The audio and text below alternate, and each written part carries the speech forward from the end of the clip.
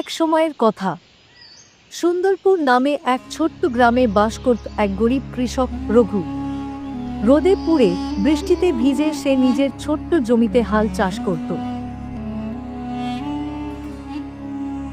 হায় ভগবান, জমিতে জল নেই, গরু নেই, আমি একা কিভাবে এই ফসল তুলব? কিন্তু আমি হাল ছাড়ব না। কিন্তু সে ছিল সৎ, পরিশ্রমী আর ধৈর্যশীল। তার পাশে কেউ ছিল না। তার স্ত্রী শিলা কয়েক বছর আগে মারা গেছে, সন্তানও নেই।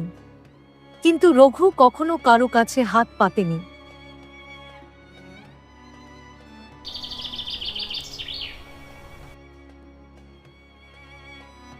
এই রঘুটা একেবারে বোকা, না চুরি করে, না কারো কাছ থেকে ধার নেয়। ভাবো তো, এই যুগে এমন লোক টিকবে না। গ্রামে একদিন এক নতুন জমিদার আসে। তার নাম ছিল দিগম্বর রায়। লোকটা ছিল কড়া মেজাজের, কিন্তু ন্যায়ের পক্ষে। এই গ্রামে সবচেয়ে সৎ আর পরিশ্রমী কৃষককে? হুজুর, রঘু ছাড়া আর কেউ নেই। গরিব কিন্তু অচলা সততা তার। জমিদার রঘুকে ডাকলেন নিজের বাড়িতে।